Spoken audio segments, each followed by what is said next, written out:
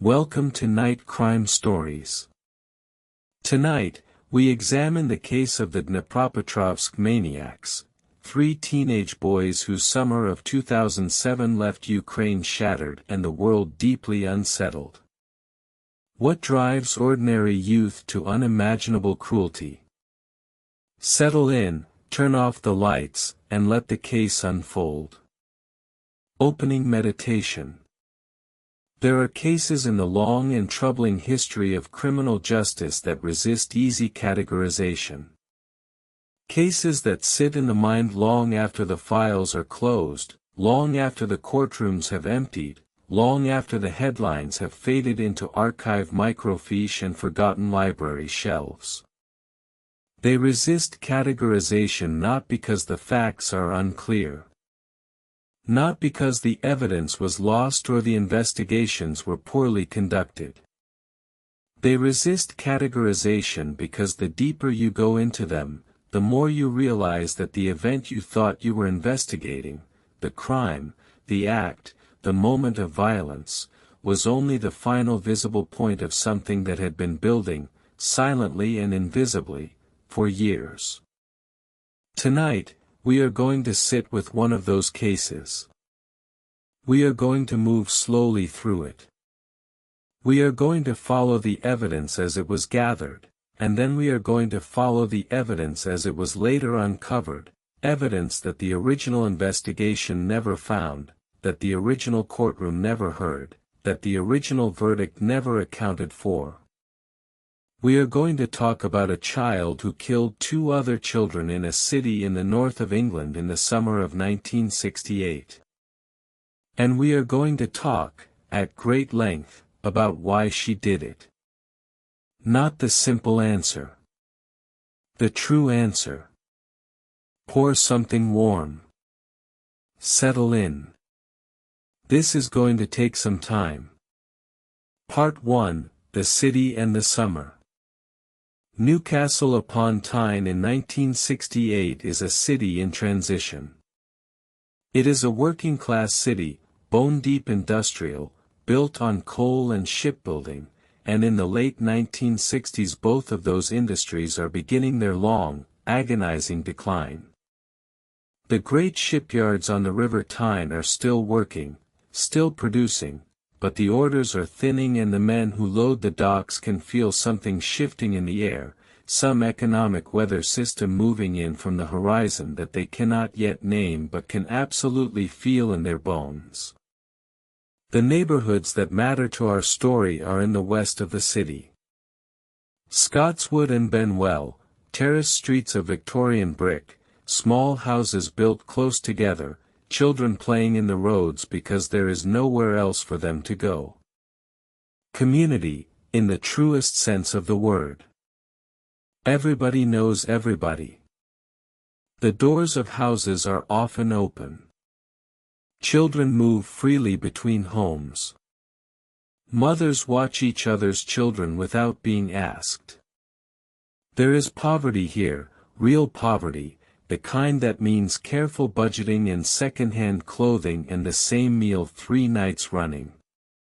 But there is also a density of human connection, a social fabric woven tight by shared circumstance, that would become deeply significant when tragedy arrived. The summer of 1968 is hot by Northern English standards.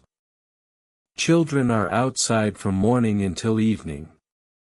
They congregate in the spaces between houses, in the small scrubby patches of waste ground that exist in every industrial neighborhood of this era, in the rubble-filled yards of derelict buildings that should have been torn down but haven't been yet. The city has been gradually clearing and redeveloping these areas under various housing programs, but the process is slow and incomplete, and the resulting landscape, half demolished, half standing, full of shadow and dust and the peculiar architecture of abandonment, is an accidental playground for the children of Scotswood and Benwell.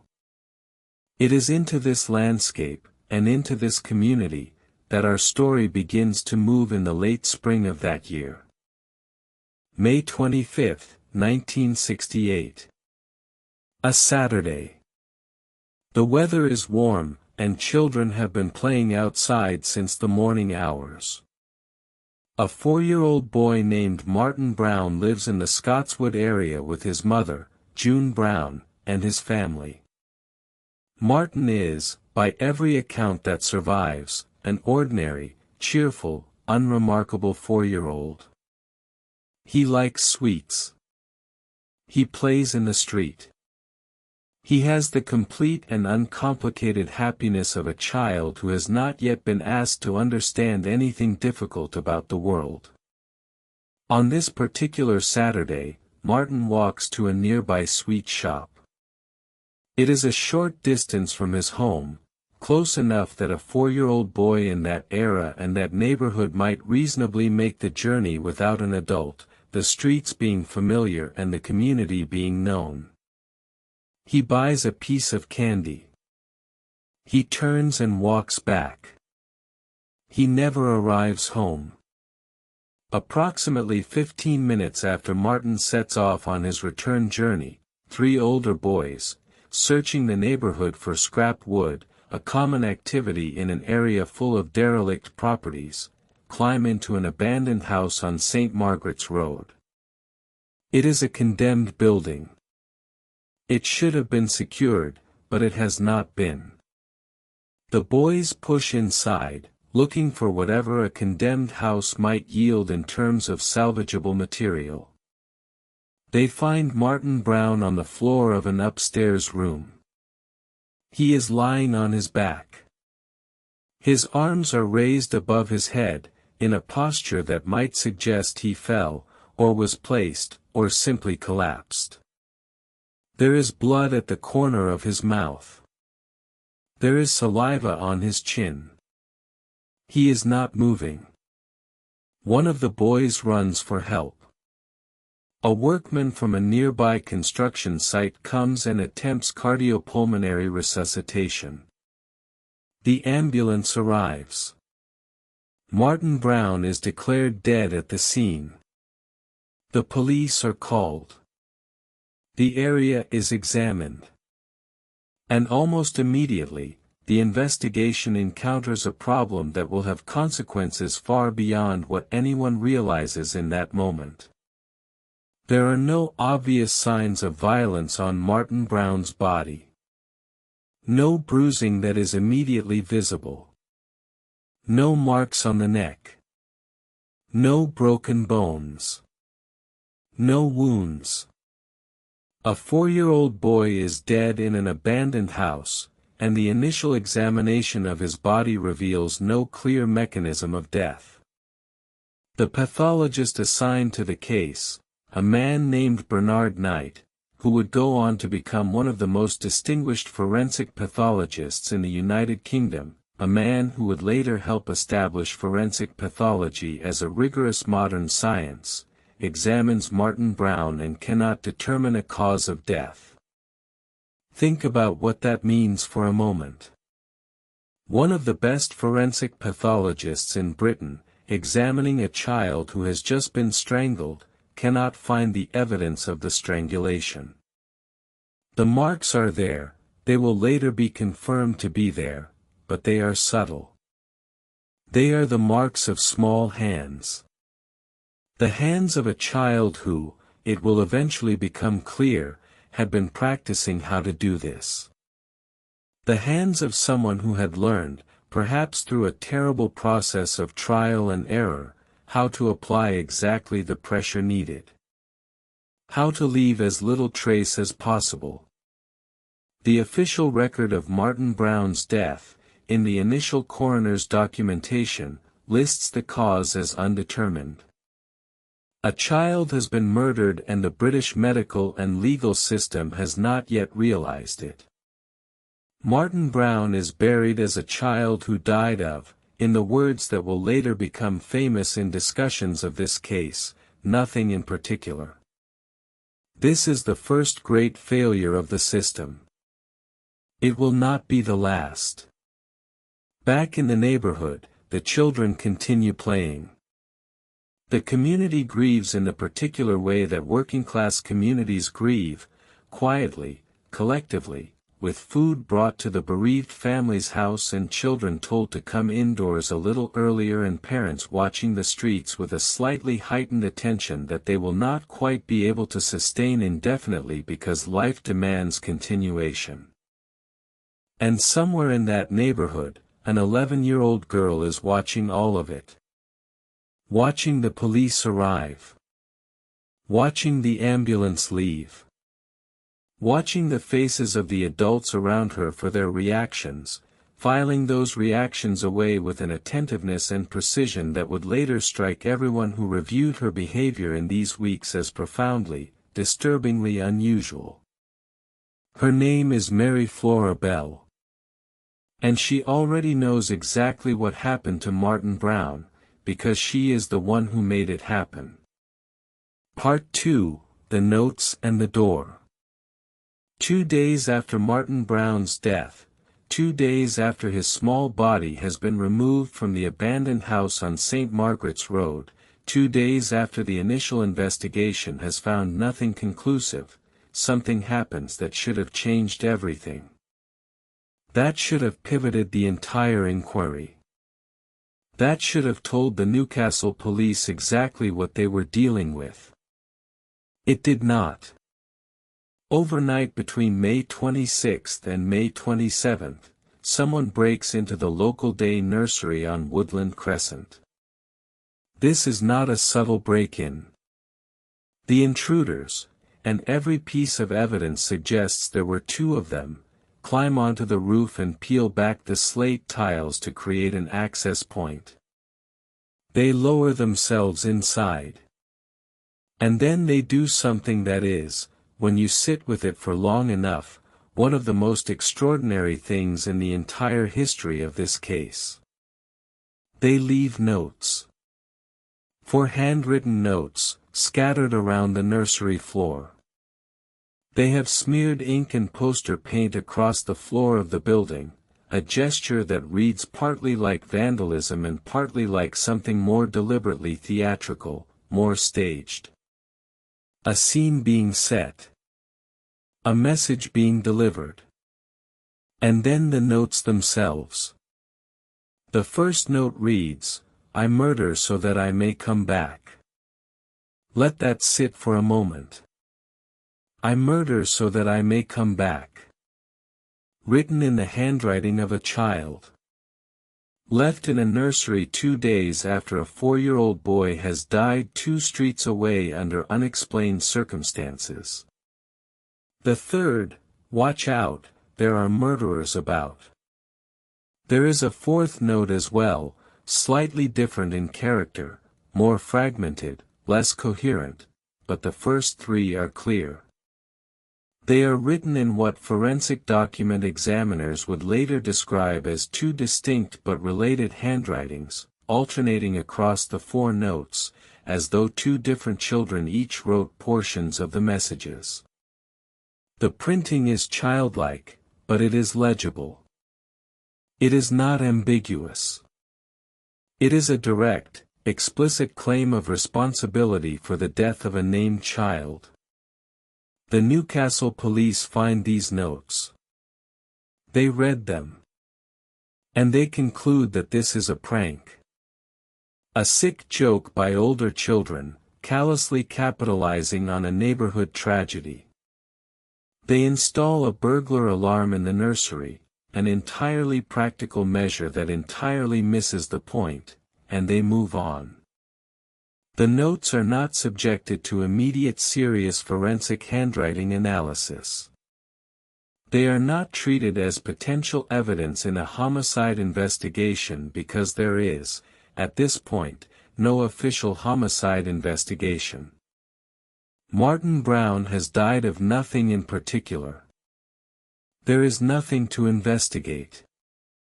The failure here is not one of incompetence, exactly. It is a failure of imagination. The police cannot conceive of the possibility that these notes are genuine, that a child did murder Martin Brown, that the perpetrator is someone in this neighborhood who is now announcing themselves, because the thing they cannot conceive of is what is actually true. A child killing another child. An 11-year-old girl with the capacity and the knowledge and the cold, operational calm to strangle a 4-year-old and leave so little evidence that Bernard Knight couldn't find the cause of death. It is easier to believe in a sick prankster. It is easier to believe in older children being cruel. It requires less of the mind. Then, several days after the notes, another event occurs. This one is not ambiguous at all, though it will only be understood in full retrospect. An 11-year-old girl knocks on the front door of June Brown's house. Martin's mother opens the door. The girl is standing there, smiling. She asks, pleasantly, whether she can see Martin. June Brown tells her that Martin is dead. The girl's smile does not change. She says, and these words will be repeated in courtrooms and books and documentary films for decades afterward, "Oh, I know he's dead. I wanted to see him in his coffin." June Brown shuts the door. Later, June Brown will describe this moment. The smile. The complete absence of distress or embarrassment in the girl's face when she was told that the child she had asked to see was dead. The calm. The matter-of-fact quality of the statement. "I know he's dead. I wanted to see him in his coffin." This girl is Mary Bell. The visit to June Brown's door is documented. It is noted. People in the neighborhood are aware of it. But in the absence of a homicide investigation, it has no official context. It is troubling, yes. It is strange, certainly.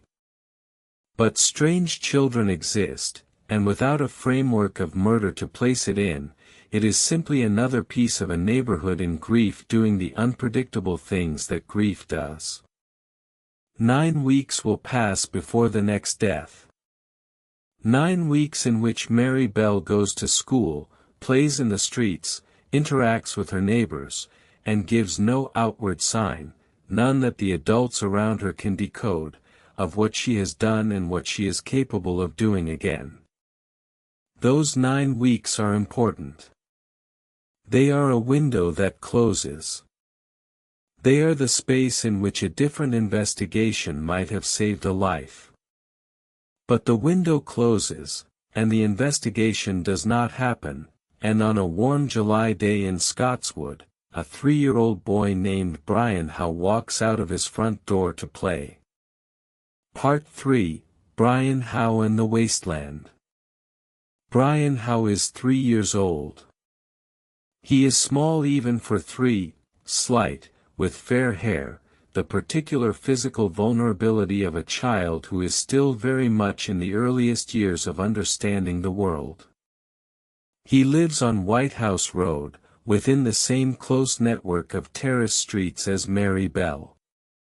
He knows, as children in close neighborhoods do, approximately who the older children near him are. He is not afraid of them. He has no reason to be. On July 31, 1968, 9 weeks and 2 days after Martin Brown's death, Brian Howe steps out of his front door in the early afternoon. His older sister sees him in the street briefly, with the family dog. Then she loses sight of him. She is not alarmed. Children in Scotswood disappear into the neighborhood fabric constantly, re-emerging from friends' houses and alleyways and waste ground. There is no immediate concern. But Brian does not come home. By evening, his family is searching. Neighbors join the search. The network of people calling a child's name through the terrace streets of a working-class neighborhood at dusk has a particular sound, a particular emotional quality, urgent but not yet panicked, organized but not yet desperate. People check the places children go. The waste ground.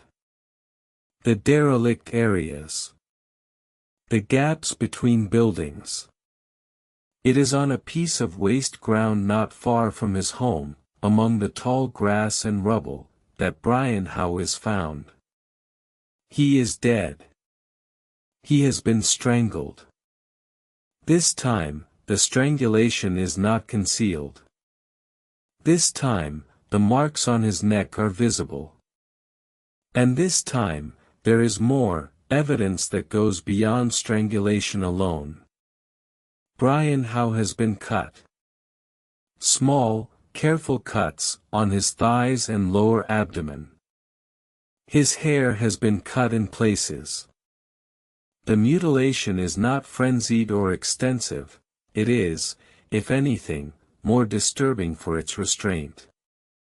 These are deliberate, exploratory incisions.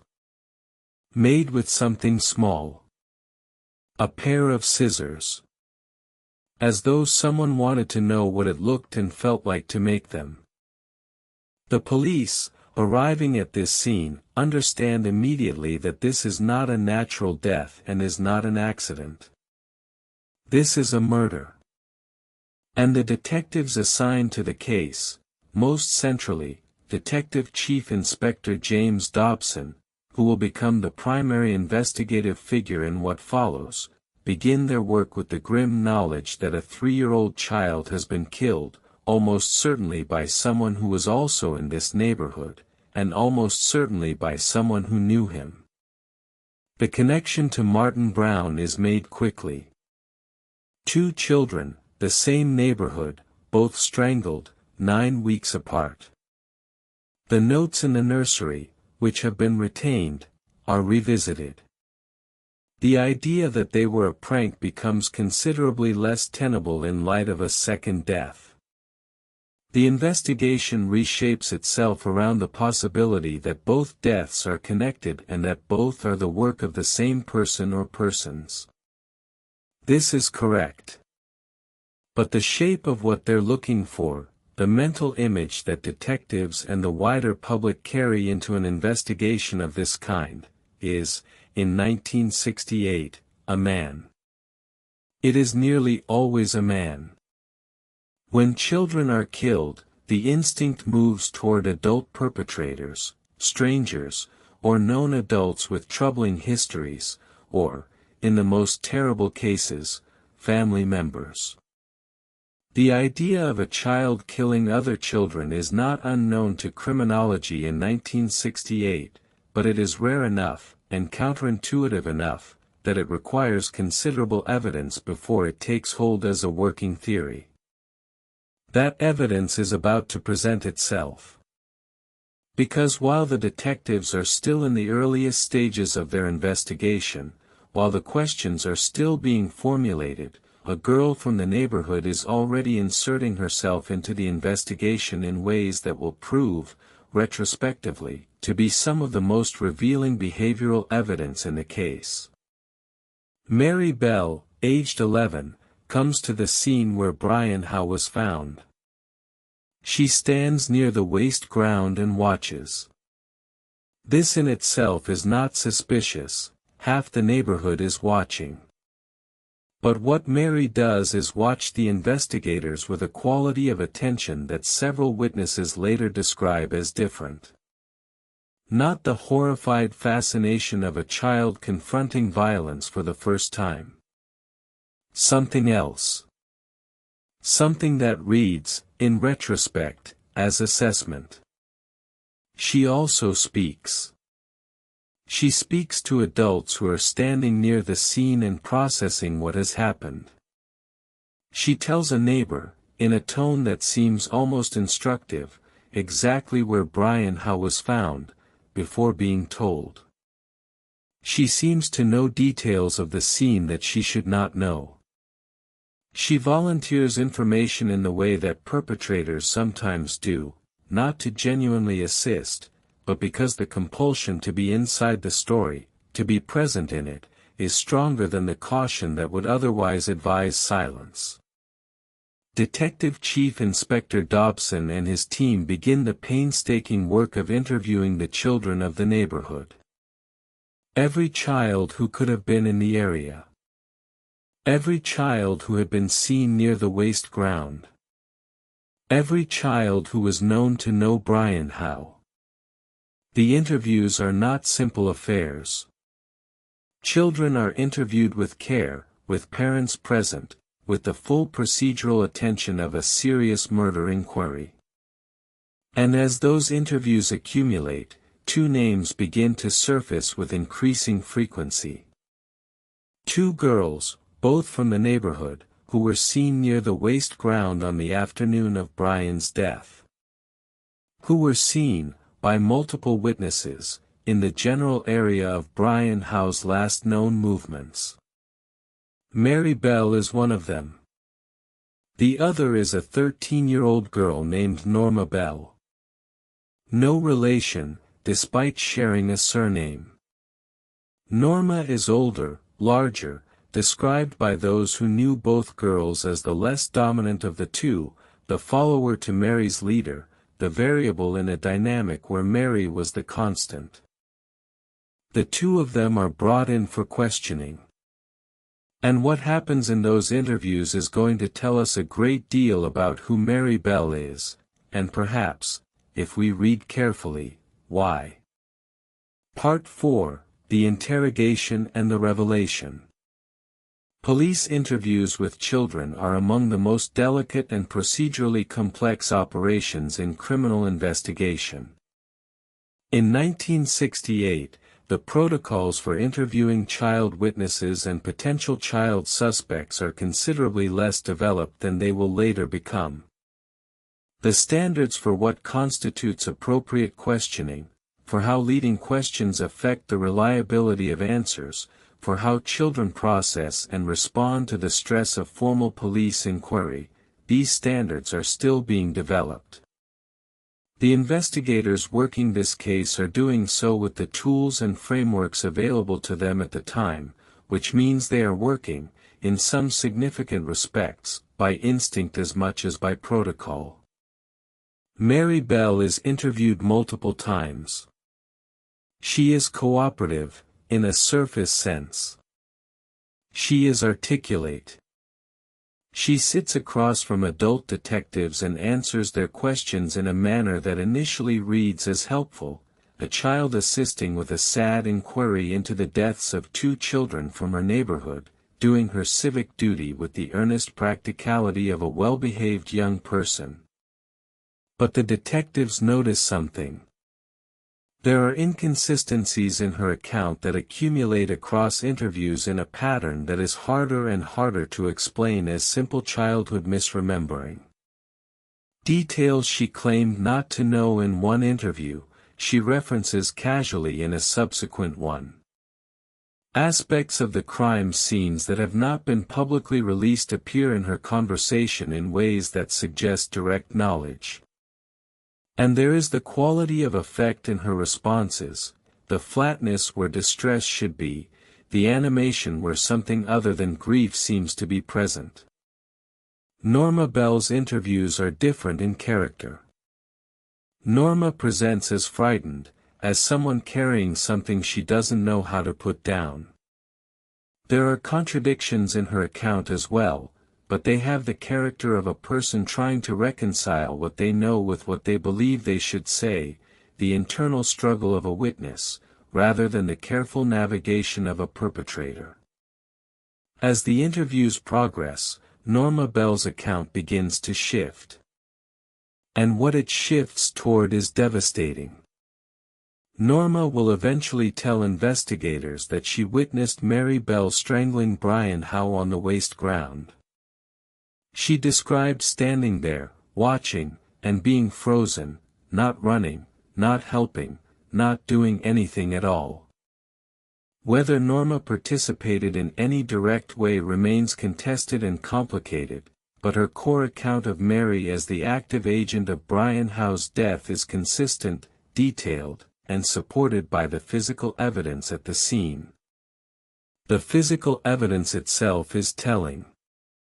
The forensic examination of Brian Howe's body has now been conducted with the knowledge that this is a murder, and with Bernard Knight's revised understanding of what he may have missed in Martin Brown's case informing the approach. The marks on Brian's neck are consistent with the hands of a child. The instrument used to make the small cuts on his body is later identified through manufacturing marks as a particular type of small scissors that will eventually be found in the Bell family home. The case is building. The evidence is accumulating. And in the early days of August 1968, Mary Bell is arrested. She is 11 years old. She is charged with the murders of Martin Brown and Brian Howe. Norma Bell is also charged. She is 13. The arrests trigger an immediate and intense public reaction. The idea of a child, a girl, no less, having killed two smaller children is not something that the public in 1968 can easily accommodate. The press coverage is extensive and not always careful. The language used to describe Mary Bell in many of the initial reports is language of monstrosity, of otherness, of aberration. She is positioned as something that has gone fundamentally and irretrievably wrong at the level of nature. A bad seed. An anomaly. This framing will matter enormously when we get to the trial. Because the question of what Mary Bell is, what category of being she occupies, will shape every aspect of how the legal system responds to her case. And the answer that the court will reach is an answer based on profoundly incomplete information. Because there is a story about Mary Bell that no one is telling the court. A story about her childhood that the defense team has been told but has chosen, for reasons that remain disputed, not to place before the jury. A story about her mother. A story that changes everything. Part 5, Betty Bell and the Years Before. To understand Mary Bell, you have to understand Betty Bell. And understanding Betty Bell requires us to step back from the summer of 1968 and travel several years into the past, into a story that is, in its own way, every bit as disturbing as the murders themselves. Perhaps more so. Because the murders are the end of a process. What Betty Bell did to Mary is the process. Betty McCricket is born in 1944, into circumstances of poverty and instability in the northeast of England. Her own childhood is difficult. Her early years contain violence and deprivation in a form that leaves marks, though this is not an excuse and we should not allow the history to collapse into simple causation. Many people endure difficult childhoods without becoming what Betty Bell becomes.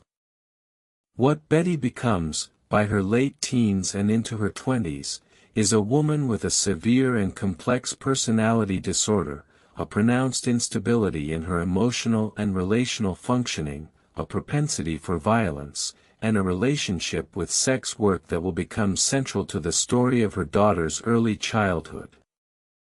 Betty is also, by certain accounts, beautiful. Magnetic, in the particular way that people with her type of personality can be magnetic, volatile, unpredictable, capable of extraordinary warmth and equally extraordinary cruelty, shifting between the two in ways that make those around her unable to establish any stable emotional footing. This quality makes her compelling to certain people and catastrophically unsafe for the child in her care.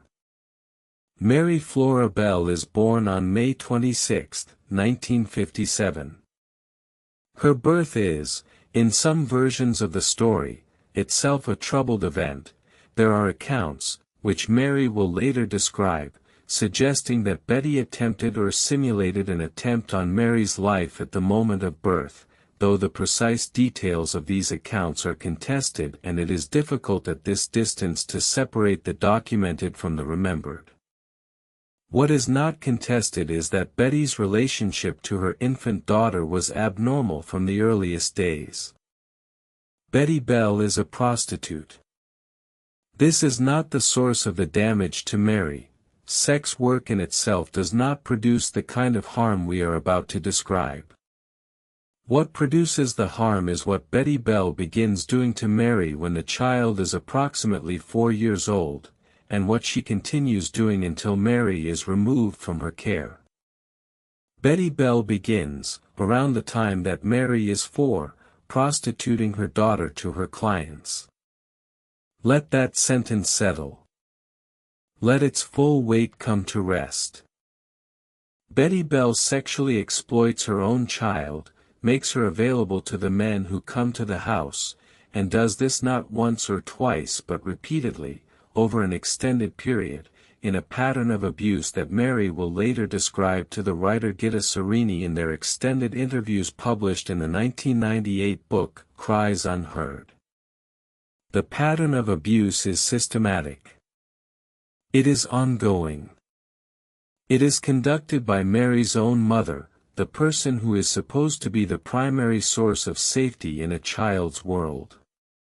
Mary also describes multiple incidents in which Betty attempts to harm her or expose her to lethal danger, incidents framed, in the moment, as accidents.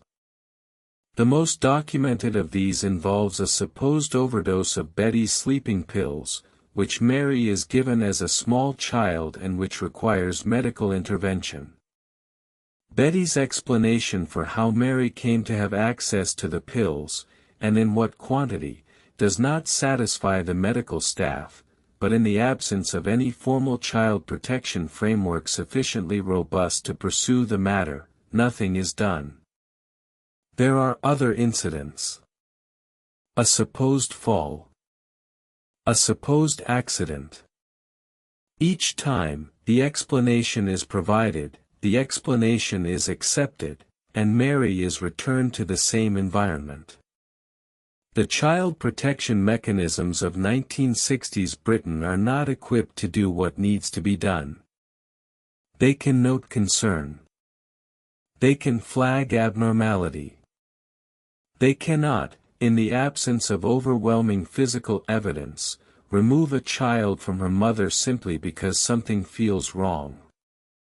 What this sustained, early, repeated traumatic abuse does to a child's developing brain and psyche is now, in the light of decades of developmental neuroscience and trauma research, far better understood than it was in 1968. The developing brain of a child subjected to this level of threat, violation, and unpredictability is literally shaped differently by the experience. The neural architecture of stress response, of emotional regulation, of the capacity to form and sustain empathic connection, is modified by chronic early trauma in ways that are not metaphorical but structural. A child who has been taught, not through words but through repeated visceral experience, that adults who are supposed to care for her are actually dangerous, that the world is fundamentally unsafe, that her own body is not hers, that those with power over her will use it against her, such a child develops adaptations. Protective mechanisms. Ways of reading and assessing and controlling environments that in a safe childhood would never need to develop. Some of those adaptations look, from the outside, like coldness. Like emotional flatness. Like the absence of normal fear and empathy. Like exactly what the 4 court-appointed psychiatrists at Mary Bell's trial in 1968 described when they diagnosed her as a psychopath. They gave her a label that in 1968 meant, born wrong. Irredeemably deviant. A category of person defined by what they lack. What they did not know, what the court did not know, because the defense team did not tell it, is that the cold, controlled, seemingly affectless child sitting in the dock had spent the 7 years of her sentient life in a domestic environment of sexual exploitation and recurrent danger. She was not born a psychopath. She was made one. Part 6, The Trial. December 1968. Newcastle Crown Court.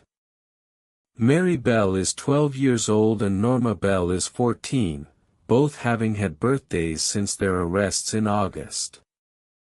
The trial of the two girls for the murders of Martin Brown and Brian Howe is one of the most significant, and most disturbing, legal events in 20th-century British history. The courtroom is an adult space in every meaningful sense. The procedures, the language, the physical architecture of the proceedings, the formality of wigs and gowns and the elevated bench of the judge, all of it is designed for adult defendants, adult witnesses, adult participants.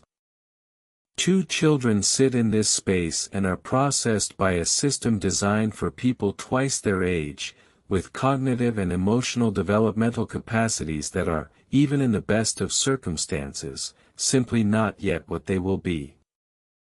The defense team knows, going into the trial, about Betty Bell. They know about the abuse. They know about the environment in which Mary has been raised. There are accounts, partial, fragmentary, but real, of what has been done to this child by her own mother. And the defense team makes the decision not to put this information before the court. The reasons for this decision are complex and disputed. Some accounts suggest that Betty Bell herself pressured the defense not to raise it, that her own need to protect herself from the legal consequences of exposure overrode any consideration of what it might mean for her daughter's defense. Some accounts suggest that the legal team made a tactical judgment that it would not be persuasive to a jury, or that it would complicate rather than clarify the picture they were trying to paint. What seems clear, in retrospect, is that the decision to exclude this information fundamentally altered the trial's capacity to arrive at a just result. Because without it, the jury is asked to make a determination about Mary Bell's moral culpability without any of the context that would allow a genuine assessment of her moral culpability. Instead, what the court hears is the evidence of the crimes themselves, and the psychiatric evaluations. 4 psychiatrists have assessed Mary Bell. 4 separate clinicians, each conducting their own evaluation, each reaching, broadly, the same conclusion, that Mary Bell is a psychopath. The term in use in 1968 is close to what we would now call antisocial personality disorder, though the 1968 framing carries far more biological determinism, the implication that this is a fixed, constitutional state rather than an acquired adaptation. A character, not a history. None of the 4 psychiatrists have been given full information about Mary's home life. None of them know the extent of Betty Bell's abuse. They are evaluating a child whose presentation, controlled, unemotional, watchful, lacking in visible distress, they are interpreting through the theoretical frameworks available to them in 1968, frameworks which do not yet fully accommodate the concept of trauma-shaped personality in a child. The trial lasts several weeks. The evidence against Mary Bell is extensive. The forensic evidence connecting her to both scenes is strong. Norma Bell's testimony, delivered haltingly and with evident distress, describes what she witnessed on the waste ground the afternoon that Brian Howe died. The handwriting evidence connects Mary to the nursery notes. Mary Bell is calm throughout. She watches the proceedings with the same quality of contained, assessing attention that witnesses at the crime scenes described. She is, in the clinical language of the day, an impressive and disturbing presence in the courtroom, impressive precisely because of what she doesn't show.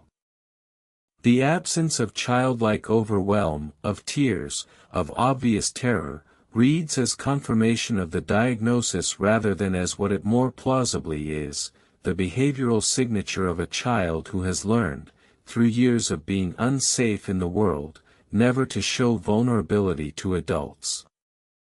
On December 17, 1968, the jury returns its verdict. Mary Bell is found guilty of the manslaughter of Martin Brown and the manslaughter of Brian Howe. Not murder, manslaughter, on the grounds of diminished responsibility, in recognition of her age and the psychiatric evidence. Norma Bell is found not guilty on all charges. The verdicts in themselves are a complicated achievement. The jury, working with incomplete information, has nonetheless managed to arrive at a partial accommodation of the truth, that Mary Bell is not simply a murderer in the ordinary adult sense, that something mitigating was operating, that the full weight of a murder conviction for a 12-year-old girl was not appropriate. This is not nothing. It is, in fact, a significant departure from the harsher verdict that many in the press were expecting and calling for. But the acquittal of Norma Bell is troubling. Norma was present. She participated in the nursery break-in, as the handwriting evidence suggests. What she knew, and when she knew it, and what she could or should have done, are questions that the verdict leaves unanswered. Judge Cusack sentences Mary Bell to be detained indefinitely, at Her Majesty's pleasure, the standard sentence for a juvenile convicted of a serious offence in England and Wales, which means she will be held in secure detention until such time as the authorities determine she is no longer a risk. She is 12 years old. She is taken from the court to begin a period of detention that will last, in various forms and institutions, until she is 23. She enters the system. The door closes behind her. And the questions that should have been answered, questions about why, and how, and what was done to her, and by whom, are not answered. Not yet. Not for a long time. Part 7, The Years of Detention and the Troubled Institutions. The period of Mary Bell's detention between 1968 and 1980 is not a clean story of rehabilitation and reform. It is not a simple narrative of an institution that knew what it had, understood what it needed to do, and did it. It is something considerably messier, considerably more human, and considerably more troubling than that. Mary Bell enters the detention system as a 12-year-old girl who has been publicly identified, in the press and in public discourse, as a monster. As a thing. As something that exists outside the normal categories of human experience and requires permanent separation from the rest of society. The newspapers have published her name, her photograph, her address. Her identity as a child who killed 2 other children is fixed, in the public record, to her name and her face, permanently. This is not a minor detail. The question of what it means to grow up with that identity, not just the private knowledge of what you have done, but the public labeling, the external definition of your entire self by your worst act, is central to understanding what the detention period is actually like for Mary Bell. She is placed initially in a remand home, then in a more secure institution, Moor Court, an approved school in Staffordshire, where she remains for several years. The institutions of the late 1960s and early 1970s in Britain that hold juvenile offenders of serious crimes are not, for the most part, therapeutically sophisticated environments. The staff are doing their best with the frameworks and resources available to them, but the frameworks are limited. The therapeutic support available to a child who has done what Mary Bell has done, and who has had done to her what has been done to her, is not commensurate with what she actually needs. There are positive relationships in this period. Individuals, teachers, staff members, the occasional therapeutic professional, who connect with Mary as a person, who see beyond the label, who are able to offer something that resembles genuine human relationship. She responds to these. She reads. She is, by multiple accounts from this period, intellectually capable, curious, quick, able to engage with ideas in ways that surprise people who arrive at the institution expecting the monster from the newspapers. She is also, in this period, still a child who has not been given the tools to understand what happened to her or what she did. The abuse has not been addressed in any systematic therapeutic way. The question of why she killed, the real question, the question that goes all the way down to Betty Bell and the house on White House Road and the years of exploitation, remains largely unexamined in the formal sense. There is supportive care. There is supervision. There is education. But the deep excavation, the kind of sustained, informed trauma therapy that might have genuinely begun the work of making sense of Mary Bell's childhood and its consequences, is largely absent.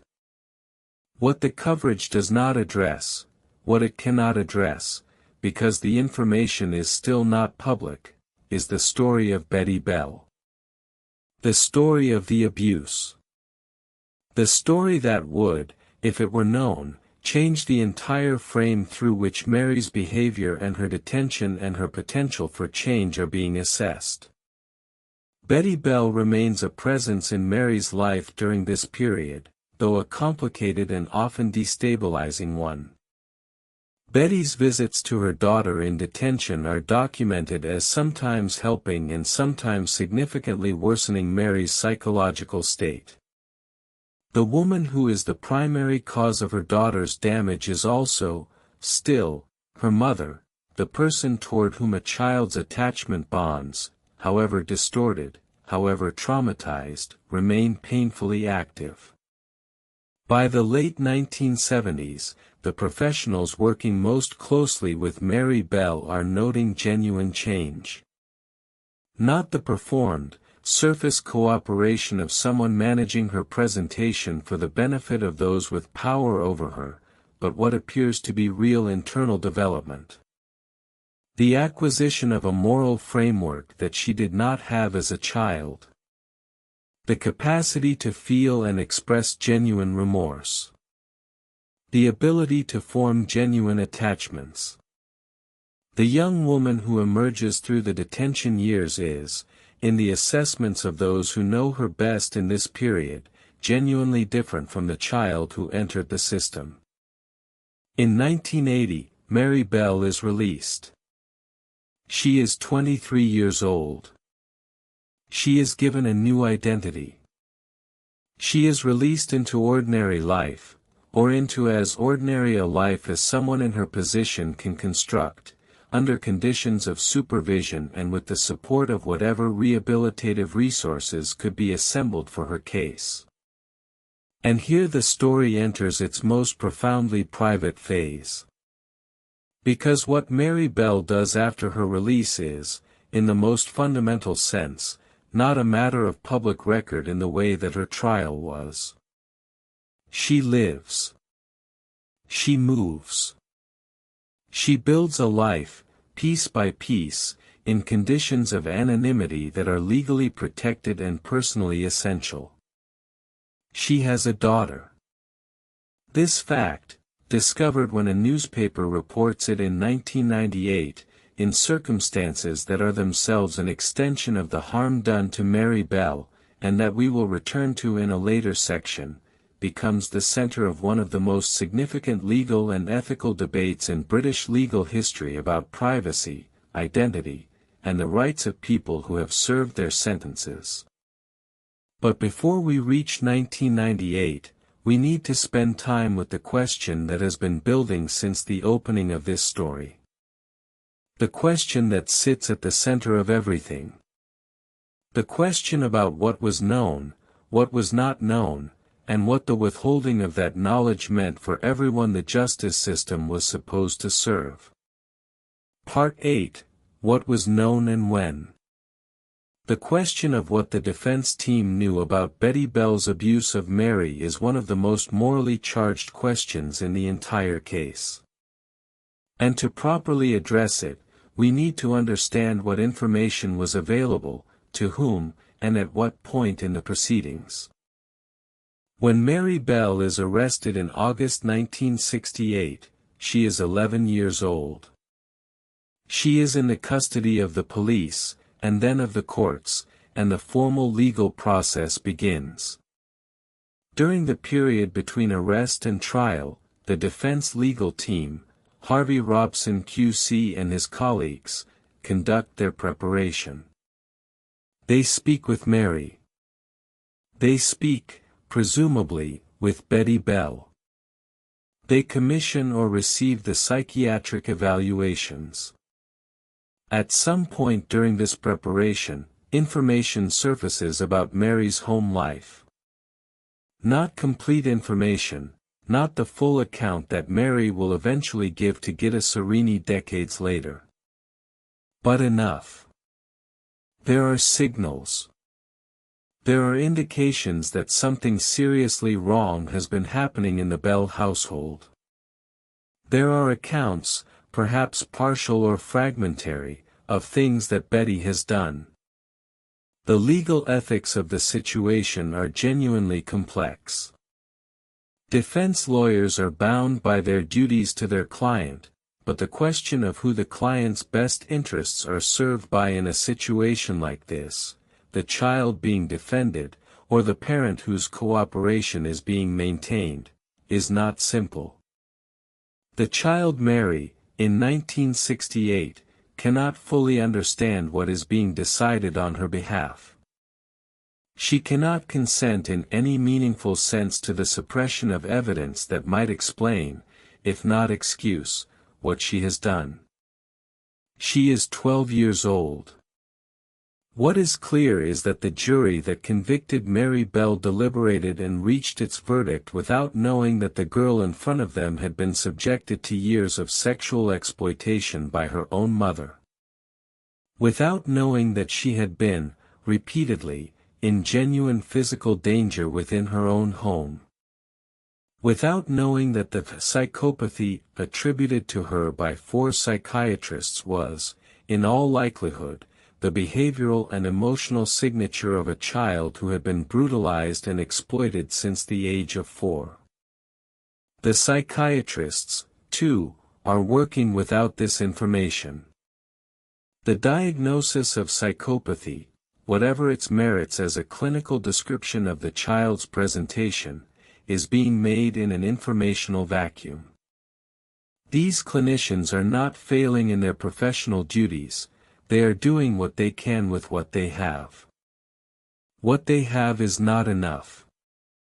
The concept of developmental trauma, of the specific and measurable ways in which sustained early abuse alters the structure and function of a child's developing nervous system, cognitive architecture, and capacity for emotional regulation, is not available to them in 1968 in the form it is available to clinicians today.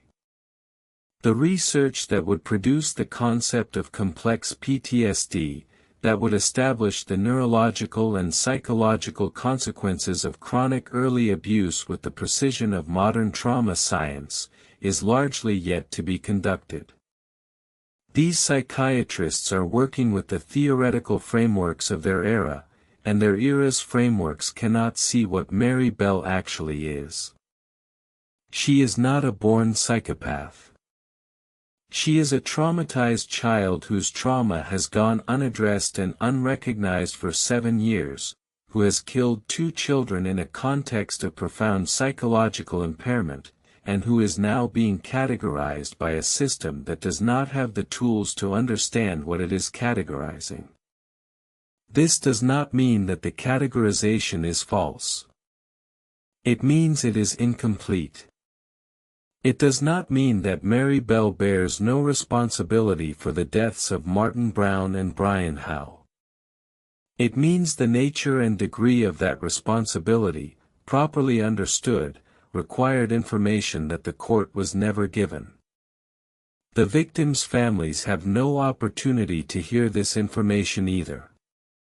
Martin Brown's mother, June Brown, the woman who opened her door to a smiling 11-year-old asking to see her dead son in his coffin, goes through the trial, receives the verdict, and goes on with her life carrying the weight of her son's death and the inadequate answers the official record has provided. The Howe family, which has lost 3-year-old Brian, receives the same incomplete accounting. They deserve better. They deserve the full truth. And the full truth was available, or at least considerably closer to available than what was presented. The decision not to surface it was made by adults, in the service of adult interests, and its consequences were borne by everyone in the case except those adults.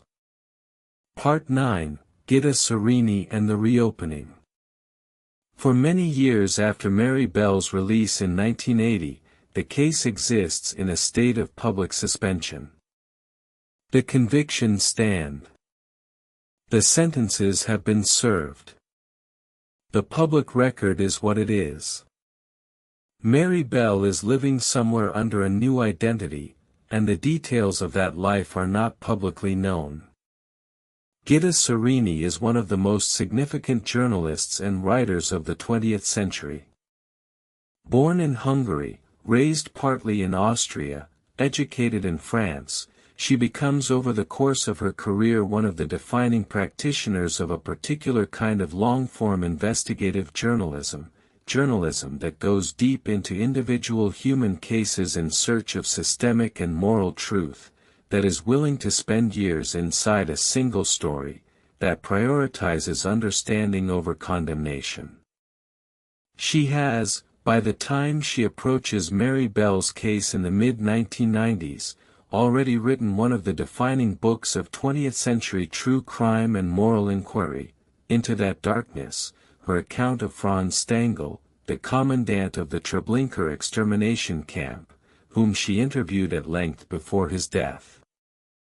Sereni is not someone who approaches human darkness lightly or superficially. She brings to her subjects a rigorous moral seriousness that demands the fullest possible account of events and their causes.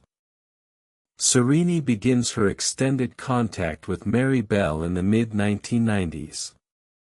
The process is long, careful, and mutually negotiated. Mary is now an adult woman in her late 30s. She has been living under a new identity for 15 years. She has, as we have noted, a daughter who does not know the full history of her mother's past, and whose protection is one of Mary's most pressing concerns. The interviews that Sereni conducts with Mary Bell, spread over several years and enormous in their cumulative scope, form the basis of the 1998 book, Cries Unheard, Why Children Kill, The Story of Mary Bell. It is one of the most important documents in the literature of crime, criminology, developmental psychology, and child welfare ever produced in Britain. In those interviews, Mary Bell talks about Betty. She talks about what her mother did to her. The sexual exploitation. The men brought to the house. The role Betty assigned her daughter in her work. She talks about the simulated or attempted accidents. She talks about the emotional texture of a childhood in which the person who was supposed to be her protector was her predator. She talks about it with the particular quality of someone who has spent years processing this material, not blankly, not easily, but with the painstaking honesty of someone who has had to come to terms with something almost impossibly difficult. She also talks about the murders. About Martin Brown and Brian Howe. And what she says about them, the account she gives of her own psychology in those weeks of May through July 1968, is consistent with what the developmental trauma literature would predict for a child in her circumstances. She describes a state of dissociation, of removal from normal emotional consequence, that is the signature of a child operating in a traumatized and dysregulated neurological state. She does not use those words. She does not have the clinical vocabulary. But what she describes is recognizable to anyone who knows the research. She also expresses remorse. Real remorse, of the kind that cannot be easily distinguished from performance only by those who have spent sustained time with her and who have developed, over years, a reliable sense of when she is genuine and when she is not. Serini, who is extremely unlikely to be easily deceived, presents this remorse as genuine in the book. As something that has developed over decades and that represents a real internal moral evolution, not a rehearsed statement designed for public consumption. About Betty Bell. The revelation of the abuse, entering the public record properly for the first time 30 years after the trial, reshapes the entire discussion of the Mary Bell case in ways that some people welcome and others resist. Those who resist the reshaping often do so on the grounds that it risks appearing to mitigate or excuse the deaths of Martin Brown and Brian Howe. That it shifts attention from the victims to the perpetrator. That it is, at some level, a betrayal of the families who lost children. This is a serious concern and it deserves to be taken seriously. The reframing of Mary Bell's story in light of Betty Bell's abuse does not, should not, cannot make the deaths of Martin Brown and Brian Howe less real, less terrible, less devastating for the families who lived with them. Nothing that is said or discovered about Mary Bell's childhood gives Martin Brown back to June Brown. Nothing gives Brian Howe back to his family. But the question is not whether the victims matter. They matter absolutely. The question is whether the truth matters. And the truth is that a child who was being sexually exploited by her own mother killed 2 other children, and was tried by a court that never heard about the exploitation, and was diagnosed by psychiatrists who never heard about the exploitation, and was sentenced by a judge who never heard about the exploitation, and spent 11 years in detention without the full truth of her life ever being properly addressed. That is not justice. Not for the victims, who deserved the complete account. Not for the legal system, which could only operate on what it was given. Not for Mary Bell, who was processed by an institution that did not understand what it was processing.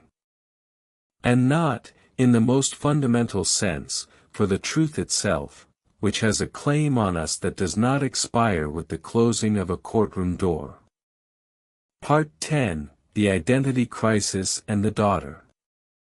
The publication of Cries Unheard coincides with, and in some respects precipitates, one of the most significant legal battles over privacy rights in modern British history.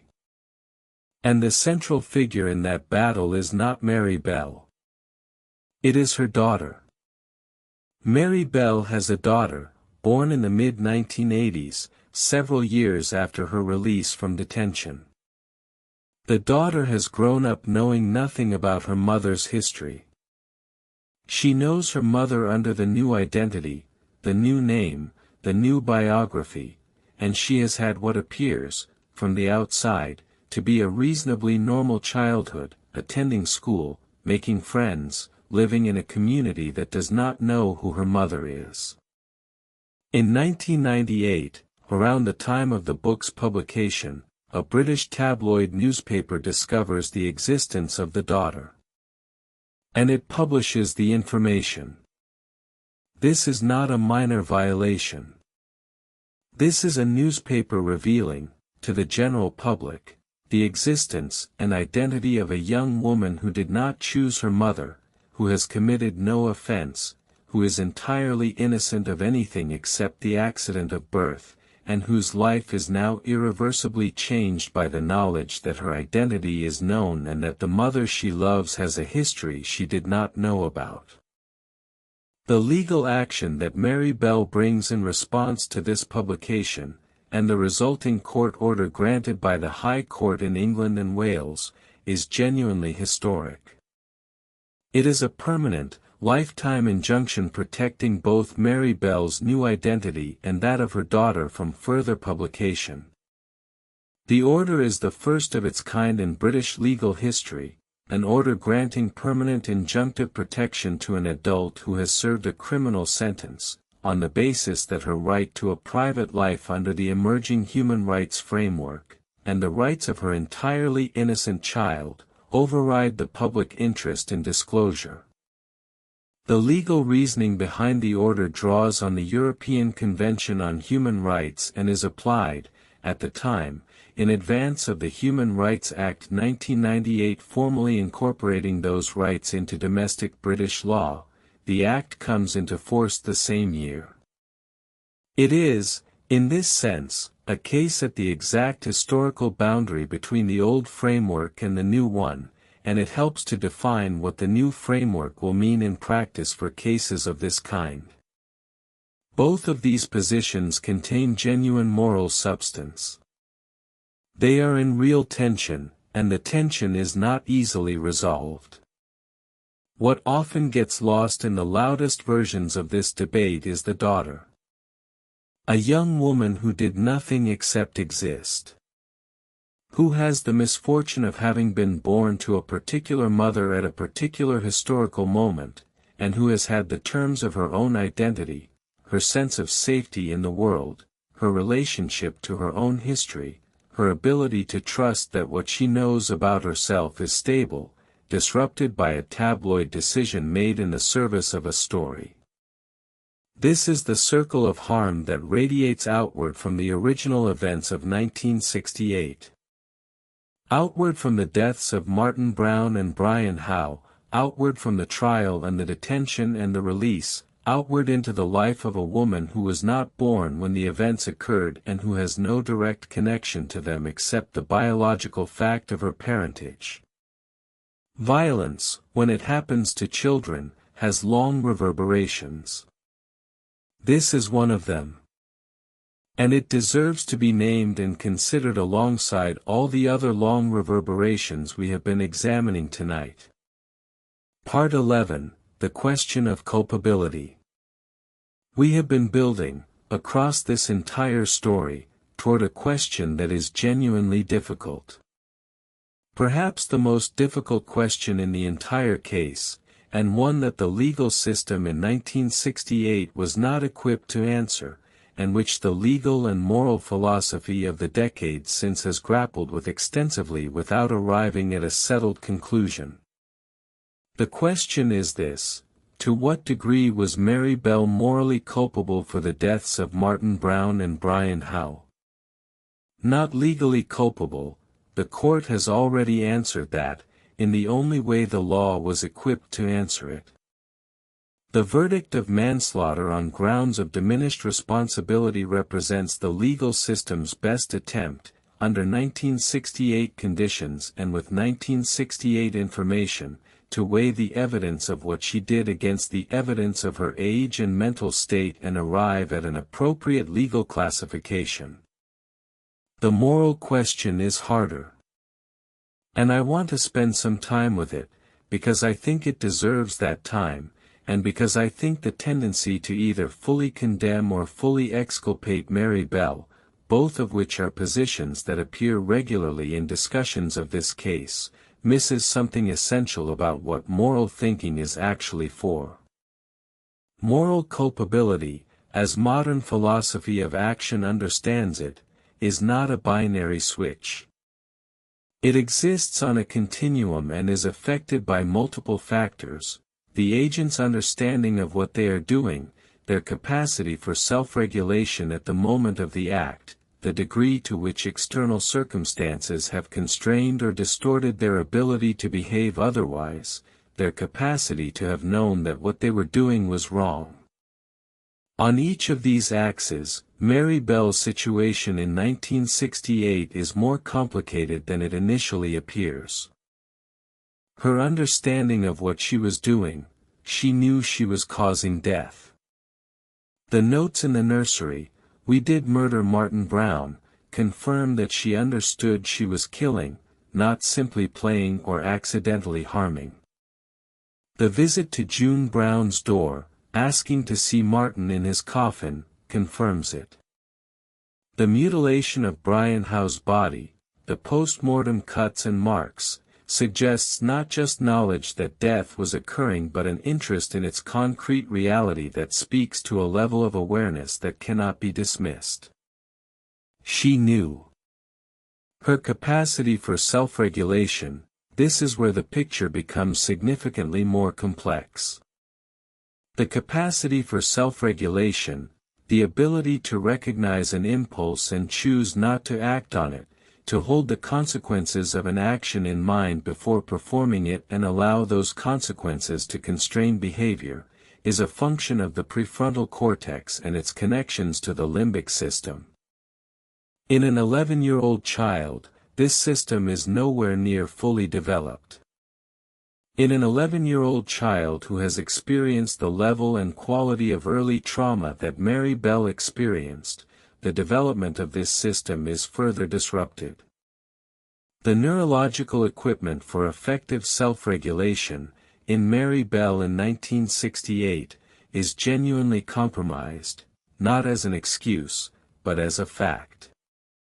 The degree to which external circumstances constrained her choices: no one made Mary Bell kill Martin Brown and Brian Howe. There is no coercion in the direct, immediate sense. But the environment in which she had been operating since the age of 4, an environment of violence, exploitation, threat, and the total absence of anyone who consistently modeled empathy, safety, or the value of other people's lives, had shaped the range of choices available to her in ways that are not easily dismissed. She had never been shown, reliably and consistently, that other people's lives mattered in the way that a developing child needs to be shown if that understanding is to be internalized. Her capacity to have known that what she was doing was wrong: the notes suggest she understood the category, murder, that her actions belonged to. But knowing that an action belongs to a condemned category and having a fully internalized, empathy-grounded sense of the wrongness of that action are not the same thing. The first is cognitive. The second is affective. The second requires emotional development that Mary Bell's circumstances had severely disrupted. Where does all of this leave the moral assessment? It leaves it, I think, in a genuinely difficult place that resists clean resolution. Mary Bell was neither fully morally culpable in the way an adult who plans and executes murders is morally culpable, nor was she morally irrelevant to the deaths, a pure victim of circumstance with no agency at all. She was something in between that is hard to name and even harder to hold. She was a severely traumatized child, operating in a profoundly disrupted neurological and psychological state, who killed 2 other children. Both of those things are true simultaneously. The trauma does not make the deaths not deaths. The deaths do not make the trauma irrelevant. Holding both of these truths at once is what understanding this case actually requires. The victims' families have never been asked to forgive. No one has the right to ask them to. What they were owed, from the very beginning, was the complete truth about what happened to their children and why. They have been owed that truth for 56 years, and whether they have ever fully received it, the full truth, in all its complicated depth, is a question I am not in a position to answer. What I can say is that the truth matters. That the partial account, the account that says only, a psychopathic 11-year-old girl killed 2 children, is not the full truth, and that pursuing the full truth is not a betrayal of the victims but the most profound form of respect we can offer them. Part 12, What Remains. Mary Bell, at the time of this narration, is in her late 60s. She is living somewhere in Britain, under a legal name that is not her own, in a community that may or may not know who she is, in a life whose details are protected by the historic injunction granted in 1998 and maintained since. She has a daughter who has her own life. Whether she has grandchildren, what she does in her days, what the texture of her ordinary existence is, these are things the public does not know and, by law, is not entitled to know. This is as it should be. Whatever one's position on the Mary Bell debate, the proposition that a person who committed crimes at 11 years old, who was convicted and served a lengthy sentence, who has been assessed by every professional who has had access to her in adulthood as genuinely rehabilitated and genuinely remorseful, should be subject to permanent, unlimited public identification is not a position that withstands serious ethical scrutiny. It is a position driven by retributive emotion rather than by any coherent theory of justice. The victims of this case are not forgotten. Martin Brown and Brian Howe are not forgotten. They deserve to be remembered, not as supporting characters in a story about their killer, but as the children they were. Martin Brown, 4 years old, with his piece of candy, on a warm Saturday in May 1968, walking home on a familiar street in his familiar neighborhood. Brian Howe, 3 years old, stepping out of his front door to play on a summer afternoon, seen briefly in the street with his sister and the family dog, and then not seen again. Their lives were short and their deaths were violent, and the violence was visited on them by someone who had, herself, had violence visited on her in ways that the people who should have protected her had failed to prevent. This chain, of harm flowing from harm, of a child victimized becoming a child who victimizes, is not a chain of inevitability. Most children who are abused do not go on to kill. Most children who are exploited do not strangle other children. The fact that Betty Bell's abuse was a significant factor in what Mary Bell became does not mean that Betty Bell's abuse made Mary Bell's actions inevitable. But it does mean that the child welfare systems of 1960s Britain failed. They failed Mary Bell, who should have been identified as a child at risk and removed from her abusive environment years before the deaths of Martin Brown and Brian Howe. They failed Martin Brown and Brian Howe, who might be alive today, who might be elderly men now, with lives fully lived behind them, if the systems that should have protected Mary had done their job. They also failed at the point of investigation, where handwritten notes explicitly claiming responsibility for a named child's death were dismissed as a prank by older children and not subjected to immediate serious investigation. They failed at the point of forensic pathology, where the marks of a child's hands on another child's neck were not recognized. They failed at the point of trial, where a jury reached a verdict without hearing information that was available and directly relevant to the question they were being asked to answer. These are systemic failures, not individual ones, though individuals were implicated in each of them. They are failures that emerge from the limits of knowledge, the limits of institutional design, and the limits of the moral imagination that can be brought to bear in any given historical moment. The Betty Bell question is, to my mind, the central unresolved moral issue in this case. Not unresolved in the sense that we don't know what she did. Sereni's book makes that reasonably clear, and subsequent scholarship and commentary have only added to the picture. Unresolved in the sense that she was never made legally accountable for it. Betty Bell was never charged with any offense relating to the abuse of her daughter. She lived for years after the trial and the publication of Sereni's book, continuing to present herself in certain public contexts as the aggrieved mother of a monstrous child, rather than as someone whose actions had shaped that child's pathology. The injustice of that, the fact that the person who bears the most profound causal responsibility for the chain of events that ended in two children's deaths faced no legal consequences for her role, sits at the heart of any reckoning with this case. It is not satisfying. It is not resolved. It is not the ending that anyone would have written if endings could be written to order. But cases like this one rarely have satisfying endings. They have stopping points, moments where the investigation concludes, where the sentences are pronounced, where the books are written and the injunctions are granted and the public debate moves on to other things.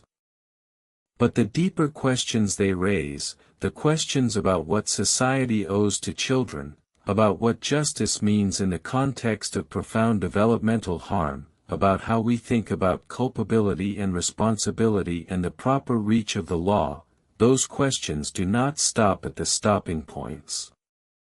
They continue. They continue in the academic literature that cites this case as a formative example. In the child welfare reforms that followed it, incremental and insufficient as they were.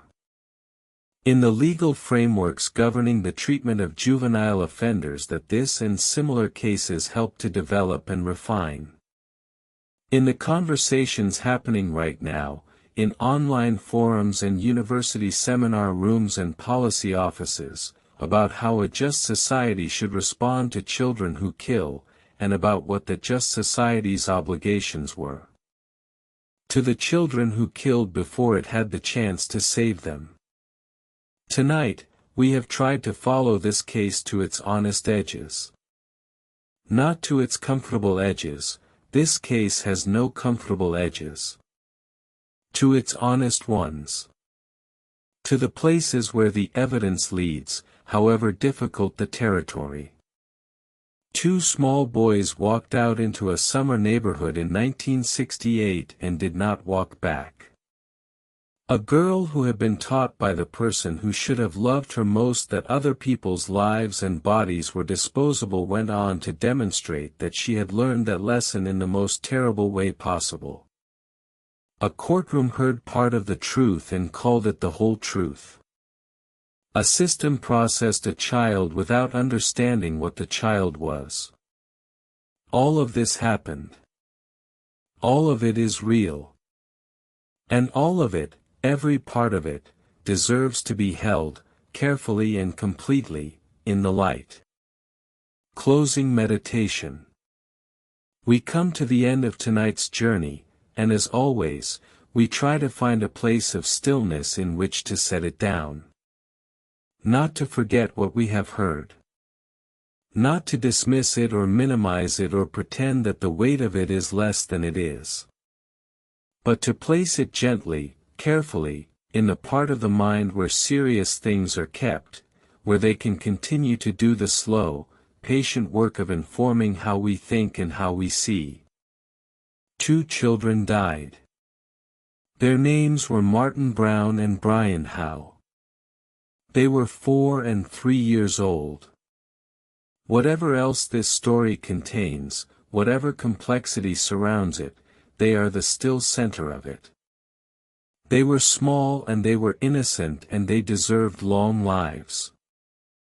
A third child, the one who killed them, was also, in the ways that matter most, a victim. Not a victim whose victimhood erases her responsibility. Not a victim whose suffering was greater than the suffering she caused. But a child who had been harmed, deeply and persistently, and who had never been helped. These are the truths we carry out of tonight. Let them settle gently. Let the complexity remain complex, without resolving into something simpler than the truth. Sleep well. Be safe. We will meet again in the dark. If you're still awake after that, subscribe, leave a like, and drop a comment. Which case should we cover next?